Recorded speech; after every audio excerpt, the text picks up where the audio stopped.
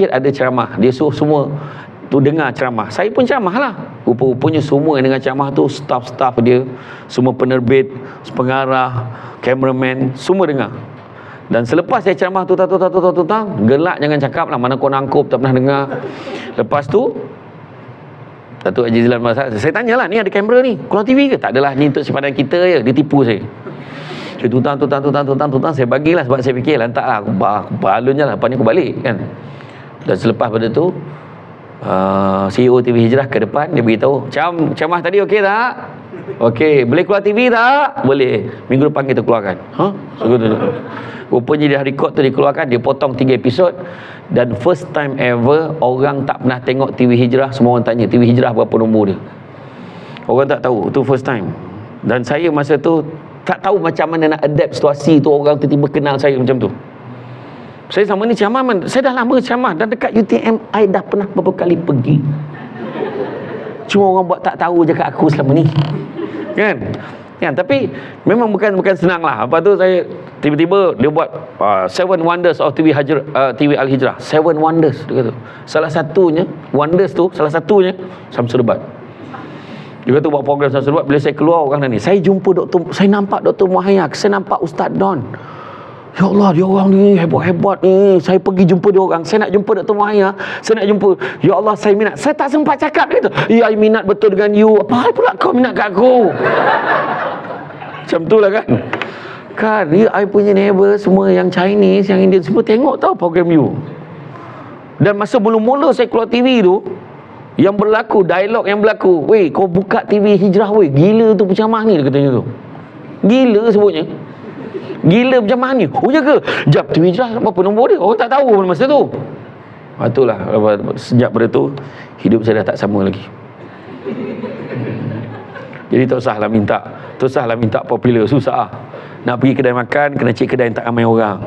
Masalahnya tak ramai orang tu tak sedap. Pergi kedai makan yang sedap ramai orang, jajab dengan gambar. Orang pernah bayangkan orang boleh buat tu. Saya tengah makan ni, handphone tu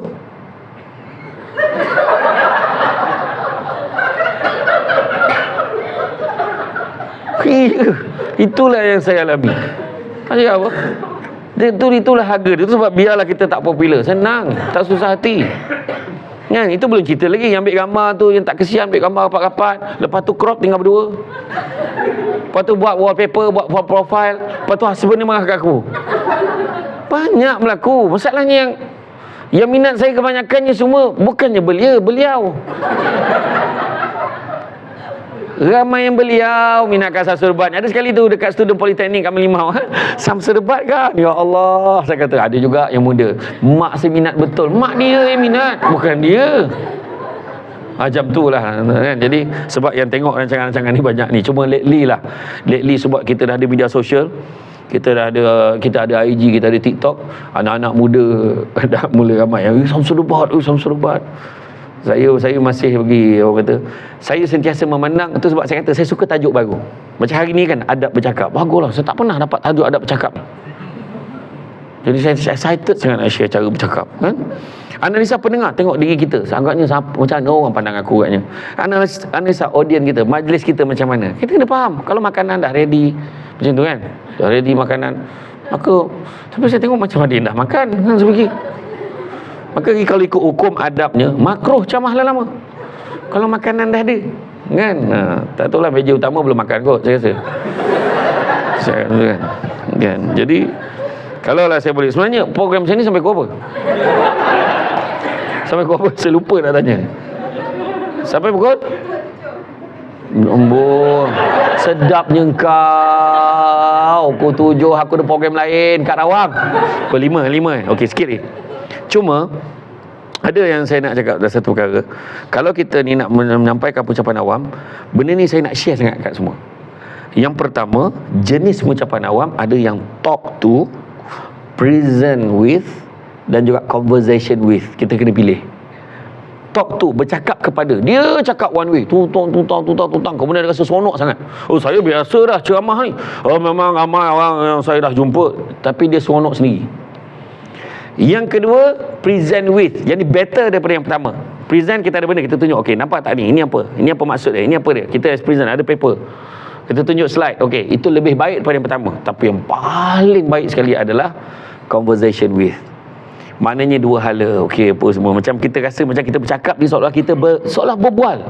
Itu sebenarnya paling power sekali. Kemudian, yang kedua, count of learning. Kita tengok content dan konteks. Konten yang kita nak share dengan orang. Apa dia? Konten tu kena tapis. Tak boleh main ambil je semua benda. Contohnya nak benda-benda baru. Kalau isu gejala sosial, mana yang rasa kita boleh share? Mana yang rasa kita boleh share? Sesuai ke tak?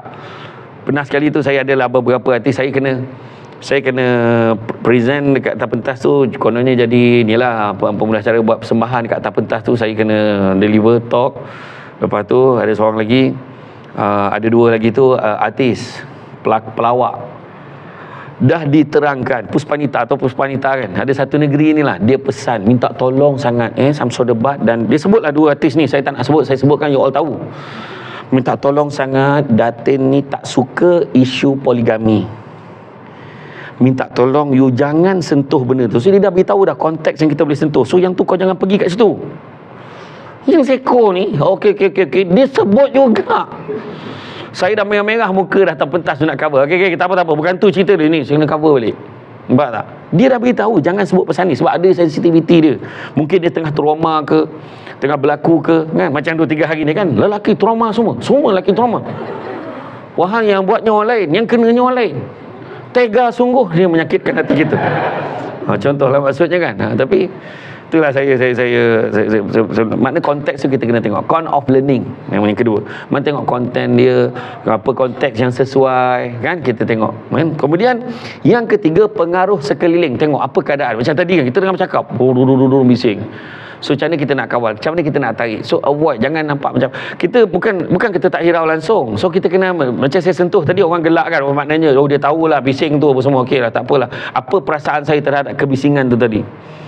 Dan begitu juga kena tengok pengurusan pentas. Saya tengok macam mana, apa yang sesuai, kan. Contohnya banyak sangat kadang-kadang penganjur dia terlupa. Dia buat program, contohnya macam masyarakat satuan penduduk. Dia buat program, okey.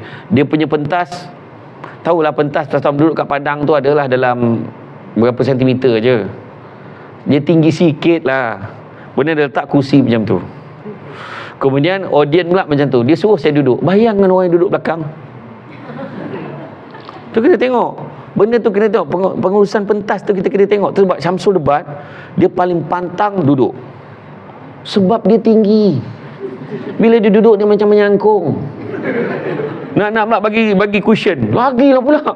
Bagi cushion yang sofa yang bawah. Nampak macam selesa. Tapi saya tak suka. Dia pun ceramah yang dah berusia lebih boleh. Tapi saya rasa saya belum lagi sampai tahap tu. Biarlah saya berdiri. Lagi satu, energi berdiri beza dengan kita bercakap duduk. Ada beza. Nampak tak? Macam sekarang kan. Itu sebab satu pencapaian, program sampai pukul 5, orang minta sampai pukul 7. Bukan semua dapat macam tu. Betul tak kan? Yang lain tu tak yang lama, kita ambil gambar aje. Ada macam tu. Kan? Kemudian banner kepercayaan, nak biar orang memang nak dengar kita. Itu sebab salah satu caranya adalah jangan angkat diri kita terlalu tinggi daripada orang kat depan kita. Sebab kita kena faham, depan kita ni semua ada experience masing-masing. Kita kena bagi tahu yang kita respect orang yang ada kat depan kita ni.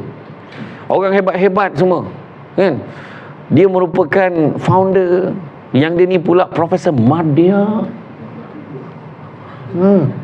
Bukan beli weh. Memang belajar berapa tahun nak pecah kepala. Nampak tak? Betul tak? So kita kena appreciate dia orang semua. Ni yang depan ni setahun kot. Tu saya kata tadi, you all dah setahun dah belajar.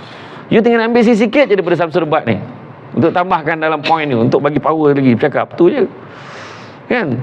Tadi pun baru first time kita tahu kan, yang kita tahu training kat bilik air. Kita tu training. So dia dapat satu. Lah betul lah. Sebab apa buat tu? Sebab nak make sure kita ni, mind kita tak terganggu dengan gangguan-gangguan orang yang nak kacau kita tengah bercakap. Orang nak sabotage kita tengah berucap tu, dia kata kata kan. Lepas tu dia naik pula spanduk, kau cakap tak sedap, kau cakap tak sedap. Bayangkanlah. Contohlah kan. Jadi banner kepercayaan, supaya tu sebab saya bukan nak berceramah tau, bukan nak mengajar, tapi saya nak share je. Itu penting. Kemudian begitu juga kelainan, ada perbezaan. Saya ingat dulu masa mula-mula dulu saya ceramah, sebelum yang menyebabkan saya dipanggil pergi ke Surau Puncak Setiawangsa tu, Salah seorang yang memanggil saya tu Datuk Haji Ismail. Datuk ni dia pembekal e-book dekat library Seremban. Ingat tak yang program jom baca 10 minit tu, kempen baca 10 minit kan, satu Malaysia kan, serentak kan, pukul 10 je semua senyap baca 10 minit. So masa program tu berlangsung, saya diminta menyampaikan perkongsian ilmu tentang pentingnya membaca selama setengah jam. Tapi sebelum tu ada ucapan perasmi, ada ucapan alu-aluan daripada pengarah perpustakaan. Masa tu atas pentas ada satu grup Cak Lempong. Dijemput kepada pengarah perpustakaan untuk menyampaikan sepatah dua kata sebagai ucapan alu-aluan. Dipersilakan. Teng teng teng teng teng teng teng teng teng teng teng, naik pengarah tu berucap.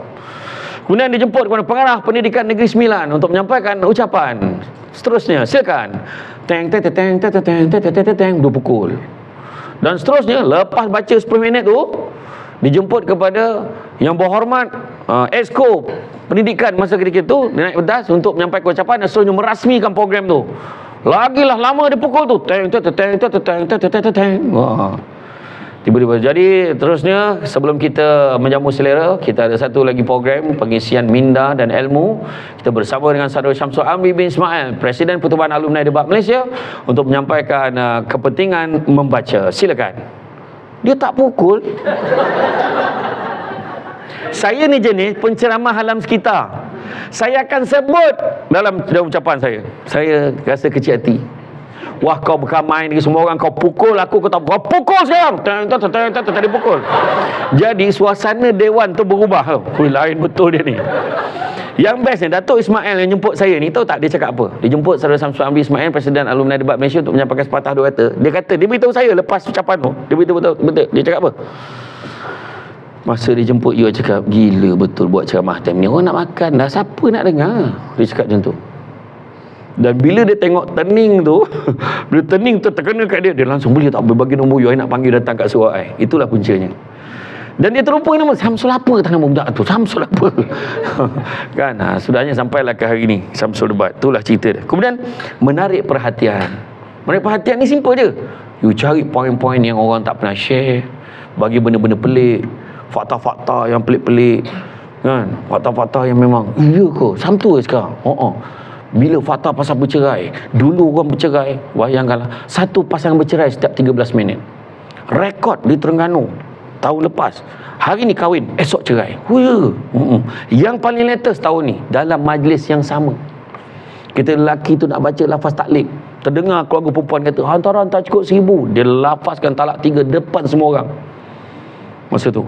Jadi kalau nak pecah rekod tu, dia kena lepas akad nikah terus cerai. Itu kalau nak pecah rekod tu lah kan. Sebab tu rekod terbaru tadi macam tu, lepas akad nikah ni, bila saya dengar, bila saya beritahu tadi, semua terkejut. Oh ya ke macam tu ke? Sebab benda tak pernah dengar. Macam kes itulah yang budak perempuan yang kena bunuh, belah perut kan, keluarkan janin, buang, bakar, esok datang bakar lagi. So fakta tu baru tahu, rupanya budak lelaki yang buat tu budak sekolah agama. Lepas tu baru tahu rupanya itu bukan girlfriend dia pun, skandal dia saja. Girlfriend lelaki tu orang lain, girlfriend perempuan, boyfriend orang perempuan tu lain, tapi dia bersama atas dasar seronok-seronok aja sampai pregnant. Contoh macam-macam banyak lagi lah. Contoh kita, oh ya ke macam tu ke? Tu belum cerita lagi kes gejala sosial yang teruk hari ni macam mana. Bayangkan ada seorang ibu dan seorang anak melahirkan anak pada hari yang sama, hasil perbuatan lelaki yang sama. Macam mana tu? Mak dia bertunggal, bawa anak perempuan pergi kelab dandut, kelab malam, kemudian mabuk-mabuk, bawa lelaki tu balik. Lelaki tu rasa dia dua, dengan kuasa Tuhan dua-dua pregnant. Tapi masalahnya dua-dua melahirkan anak pada hari yang sama. Macam mana status dia dua tu? Kau adik-beradik aku ke pak saudara aku? Macam itulah keadaannya berlaku. Lagi teruk pada keluarga 69. Itu cerita. Contohnya, maknanya ada benda-benda yang menarik perhatian.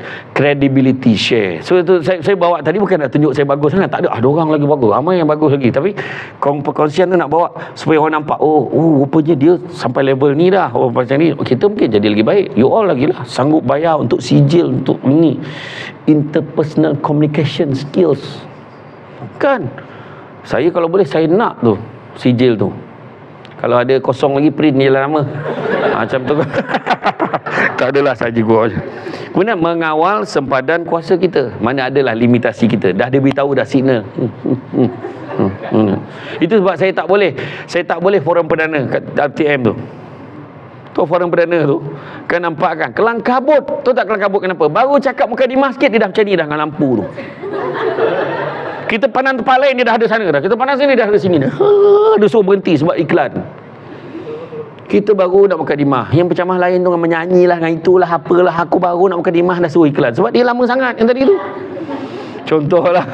Itu sebab kadang saya tak apa sesuai sangat tu kadang-kadang. Tapi dia bila dia jemput tu saya tengok lah. Saya tengok siapa panel saya yang bersama dengan saya. Dan kemudian jaga lalu lintas. Bayangkan berucap pun kena jaga lalu lintas. Kalau kita kat sini sekat ni lah. Pergi ke sana, pergi sini, melompat, pergi ke bawah, naik atas balik, apa halnya? Itu antara benda yang kita jaga. Jadi bagaimana nak menguasai pengucapan awam, macam mana nak inspirasikan orang lain, semangat nak menjadi dorongan, dorongan kita supaya kita boleh meniru atau mengikut figura-figura yang kita pilih, dialek yang kita nak pilih, tenang dalam berbeza pandangan, kata-kata trending yang mungkin kita boleh bawa dalam pengucapan tu boleh share dengan orang, kan? Biasakan yang betul, betulkan yang biasa. Kan, orang yang bijak itu akan sentiasa nampak jalan pada setiap masalah, bukan nampak masalah pada setiap jalan.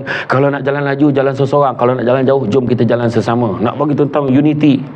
Ataupun kita cakap satu kata-kata, ingat kata-kata ahli falsafah, kekayaan yang paling besar adalah akal, kemiskinan yang paling besar adalah bodoh, keburukan yang paling buruk adalah terpesona pada diri sendiri, dan semula-mula perbuatan adalah akhlak yang baik. So ingat kata-kata, benda tu ada kesan kat hati kita. Seburuk-buruk perbuatan adalah terpesona pada diri sendiri, syok sendiri. Contohnya orang yang tak cantik, rasa diri dia tak cantik, jadi seorang tu cantik sebenarnya.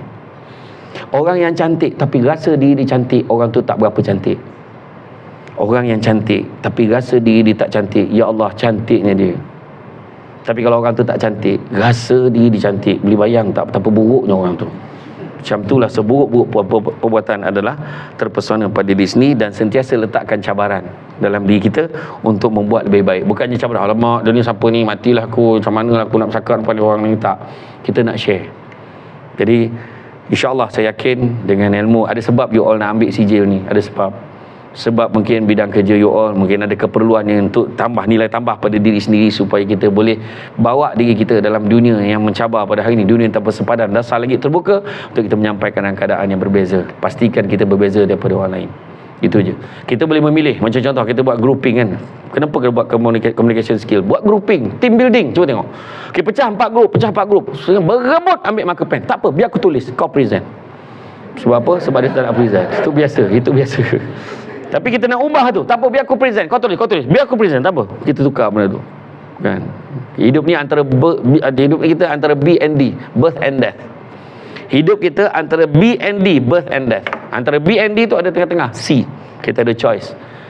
Kan? Pilihan. Hidup macam mana kita nak jalani. Kita nak jadi seorang loser, kita nak jadi orang yang bagilah orang lain. Tak, kita akan tunjukkan. Kalau orang lain boleh buat, kenapa pula aku tak boleh buat lebih baik lagi. Itu saja.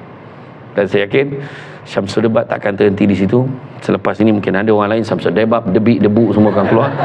Kan? Saya cakap dengan wife saya marah, ceramah aja. Sabar, abang ceramah 2-3 tahun je. Lepas ni kan abang duduk rumah, jangan kau muntah tengok muka abang, sudahlah, saya kata macam tu kan. Tapi itulah dia. Jadi terima kasih doa semua. Terima kasih atas sokongan yang semua berikan kepada saya. Bak kata orang, sepandai-pandai tupai melompat akhirnya jatuh ke tanah jua. Walaupun perkongsian sudah tamat, mudah-mudahan meresap ke dalam jiwa. Budak-budak membawa galah nak menjolok buah berangan. Kalau ada silap dan salah, dikata tidak, dicaci jangan. Cantik dipandang rumah penghulu, kayu tu okey dari papan. Alang-alang menuntut ilmu, subuti pasir walaupun sikit, kembangkanlah menjadi intan. Kan? Tenang-tenang air di laut, sampan kolek bedik ke tanjung, hati terkenang mulut menyebut, jasa baik pihak penganjur hari ini menjemput, rasa nak junjung. Jadi itu saja daripada saya.